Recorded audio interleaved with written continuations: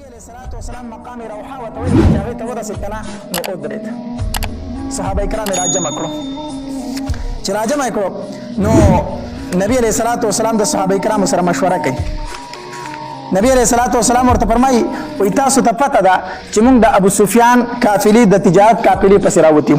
اخو لاړه د لاس نه اوتله خو ابو جهل را روان دی سره د اسلحې را روان دی زمون خلاف را روان دی مونږ پسې جنگ را روان دی اوس څه وکړو ماله مشوره راکړئ اوس څه وکړو مخکې لاړ شو که واپس شو مدینې منورې ته ابوبکر رضی الله تعالی عنه پاڅېدو او ډېر ښکلی بیان وکړو او نبي علیه الصلات وسلام ته وفرمیل د الله پاکه پیغمبره مونږ د مخکې ځو کو ته وایي چې ځو مونږ ستا نه شاته کېدونکي نه یو بیا عمر رضی الله تعالی عنه پاڅېدو او نبی علیہ الصلوۃ والسلام ته فرمایل چې موږ تاسو سره ولاړ یو کو ته هر څه مونږ باغکو نبی علیہ السلام بیا مشوره راکړي حضرت مقداد رضی الله تعالی عنه پاڅېد او مقداد رضی الله تعالی عنه بیان شروع کو او په بیان کې سوي وی والله لا نقول كما قالت بنو اسرائيل لموسى اے دا الله پاک پیغمبره قسم په الله مونږ ته هغه خبره نه کوو کوم چې بني اسرائیل موسی علیه السلام ته کړی وه چې اذهب انت وربک فقاتلا انا ها هنا قاعدون اے موسی ته لاړ شه جنګ وکړه موږ بدل ته ناست یو مونږ ته دا خبره نه کوو مقداد رضی الله تعالی عنه وفرمایل وی د الله پاک پیغمبره مونږ به ستانه جنګي به ستا ښي طرف ته ستا شا طرف ته ستانه مخې ته هر طرف ته به مونږ ستانه ولاړ یو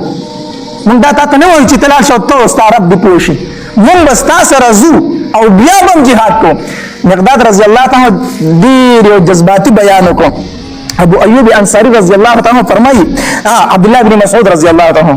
عبدالله بن مسعود رضی الله تعالی فرمایي وی چې کله مقداد رضی الله تعالی بیان وکړو کنه او دای وی د الله پاک پیغمبر مونږ هغه کار نه کوو کوم چې بني اسرائیل د موسی علیه السلام سره کړو مونږ بستانه هر طرف ته جنگیږو او دا خبره چې مقداد رضی الله تعالی کړه کنه د نبی اسلام په مخ باندې داسې یو خندا رااله د نبی اسلام د مخ داسې تازه شو چې د مقداد رضی الله تعالی دا بیان واورېدو ځکه ابو ایوب انصاری رضی الله تعالی فرمایي وایي موږ چې مقام روخا ته ورسېدو کنه نو د هر تن په زړه کې دا و چې موږ خو جنګ نه را روان شوي موږ تجارتي قافلې پسې را روان شوي یو نو موږ د ابو جهل سره اوس جنګ څنګه کوو هر په سړي په زړه کې دا یو شک او یو خبره وه چې جنګ اوس مخکې څنګه کېږي